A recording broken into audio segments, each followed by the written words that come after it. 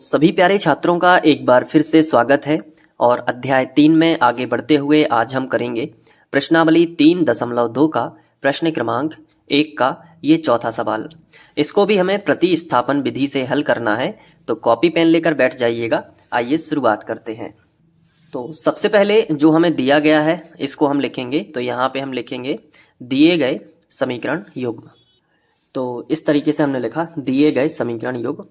अब दोनों समीकरणों को लिखेंगे। तो पहला समीकरण है 0.2x प्लस 0.3y बराबर 1.3। लेकिन हम इसे समीकरण 1 नहीं बना सकते क्योंकि ये दशमलव में है, तो इसका दशमलव हमें हटाना पड़ेगा। तो कैसे हटा सकते हैं? तो इसको इस तरीके से सोचना पड़ेगा कि जैसे 0.2 लिखा है, तो अगर हम दशमलव हटाएंगे तो हम इसको ऐसे लिख सकते हैं 2 बटे, और दशमलव का होता है 1, और दशमलव के इस तरफ जितने अंक उतने 0। तो दशमलव के इस तरफ ठीक है, एक अंक है ना, तो 1 0 हम लगा सकते हैं। यानी कि हम 0.2 को लिख सकते हैं 2 बटे 10। तो चाहे 0.2 लिखा है चाहे 2 बटे 10 लिखा है, एक ही बात है। तो अगर हम थोड़ी देर के लिए मान लें कि ये 0.2x जो लिखा है वो लिखा है 2 बटे 10x, तो फिर इस हिसाब से तो ये 3 बटे 10y लिखा है। अगर आप अच्छे से समझोगे तो 0.3y लिखा है ना, ये 0.3y, तो इसका भी दशमलव हटाओगे तो दशमलव का 1 और दशमलव के बाद जितने अंक उतने 0, तो ये 3 बटे 10। तो उस हिसाब से तो ये 3 बटे 10y लिखा है, और बराबर, और उसी हिसाब से ये 13 बटे 10 लिखा है। ठीक है, क्योंकि दशमलव का फिर से 1 और दशमलव के इस तरफ जितने अंक उतने 0। अब यदि हमें ये 10 को हटाना है तो हम पूरे समीकरण में 10 से गुणा कर सकते हैं। यहां भी 10 का गुणा, यहां भी 10 का गुणा, और यहां भी 10 का गुणा। तो ऊपर और नीचे के 10 कटते जाएंगे, और बिना दशमलव के अभी लिख रहे हैं हम 0.2x, अब हम लिखेंगे 2x। कब? जब 10 का गुणा करेंगे पूरे समीकरण में। यहां भी 10 से 10 कट जाएंगे तो 13, मतलब 10 से गुणा करने से दशमलव हट सकता है। यहां भी सेम वही कंडीशन है। तो बस आपको इतना लिख देना है कि पूरे समीकरण में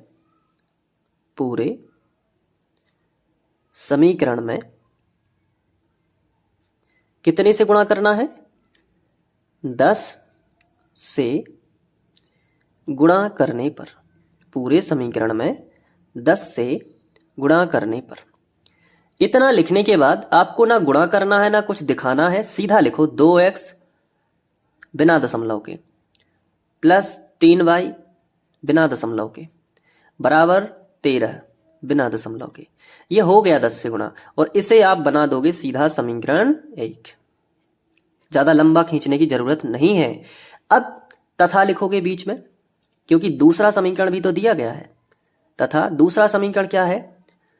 0.4x धन 0.5y बराबर 2.3। इसमें भी आप वही करोगे, पूरे समीकरण में 10 से गुणा। तो यहां पे लिखोगे पूरे समीकरण में कितने से गुणा करना है? 10 से गुणा करने पर। ठीक है, गुणा करने पर। अब जब पूरे समीकरण में 10 से गुणा करोगे तो दशमलव हटा के बस लिख दो डायरेक्ट 4x प्लस ये हो जाएगा 5y बराबर 23। ठीक है, हो गया ना सरल। अब इसको आप बना दोगे समीकरण 2।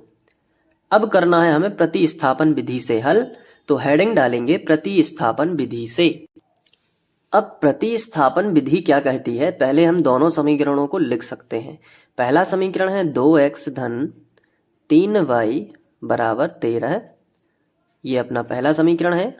और दूसरा समीकरण है 4x धन 5y बराबर 23, ये दूसरा समीकरण है। अब आपको क्या करना है, प्रतिस्थापन विधि में शुरुआत कहां से करनी है? समीकरण 1 से। तो आप लिखोगे समीकरण 1 से।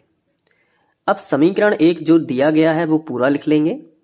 2x धन 3y बराबर 13। अब समीकरण 1 से हमें निकालना है x का मान। तो सबसे पहले y वाला जो पद होता है ना उसका पक्षांतर करते हैं। तो ये प्लस का 3y है, इस तरफ आ जाएगा। तो अगले स्टेप में हम 2x तो लिखेंगे, लेकिन ये y वाला पद छोड़ के बराबर 13 लिख लेंगे।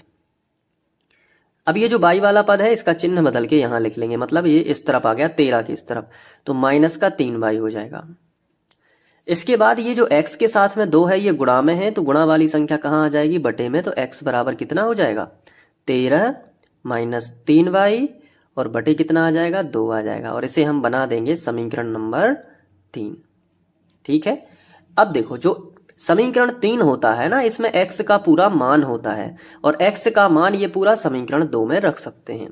तो हम लिखेंगे कि x का मान कहाँ रखने पर, समीकरण 2 में रखने पर, समीकरण 2 में रखने पर।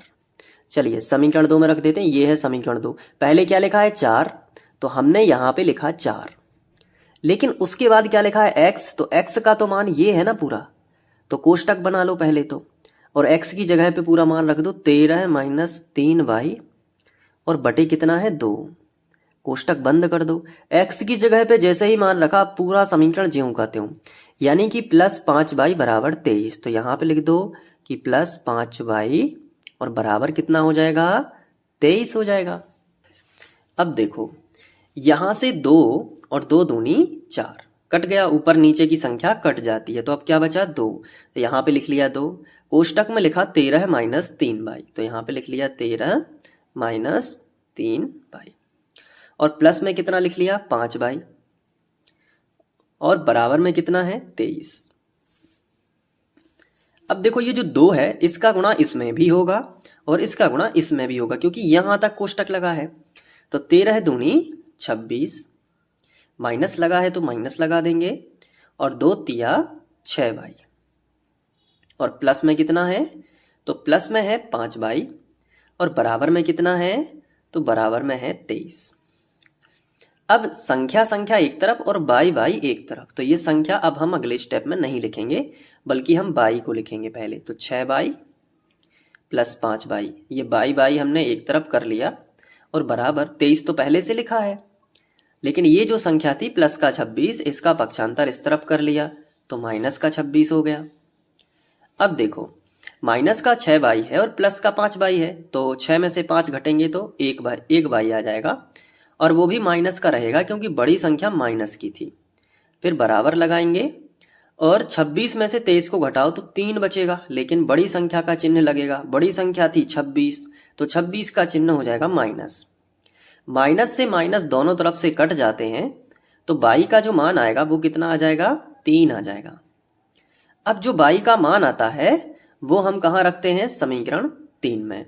तो अगले स्टेप में करेंगे, नेक्स्ट पेज पे लिखेंगे बाई का मान समीकरण 3 में रखने पर। अब जो समीकरण 3 है वो तो आप जानते ही हैं क्या है, वो मैं आपको यहाँ पे फिर से लिख के बताऊंगा ताकि समझा सकूं।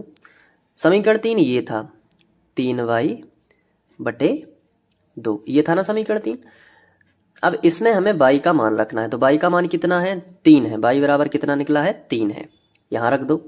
तो x बराबर आएगा 13 माइनस 3, और बाई की जगह पे आप कितना रख दोगे, 3, और बटे कितना, 2।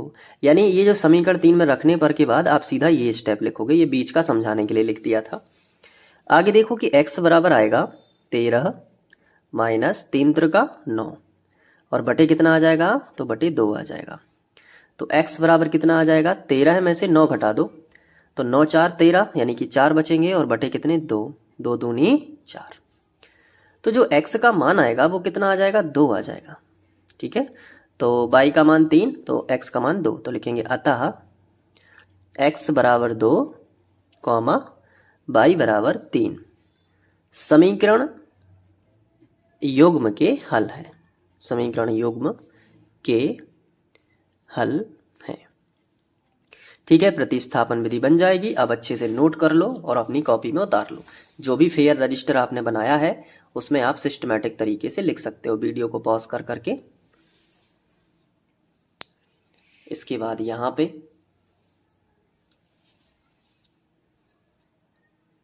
इसके बाद यहाँ पे,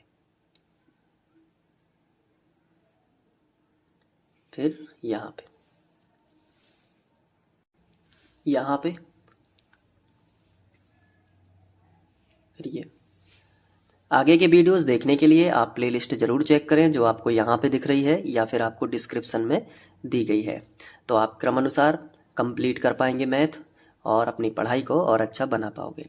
मिलते हैं नेक्स्ट वीडियो लेक्चर में नेक्स्ट सवाल के साथ। Thank you.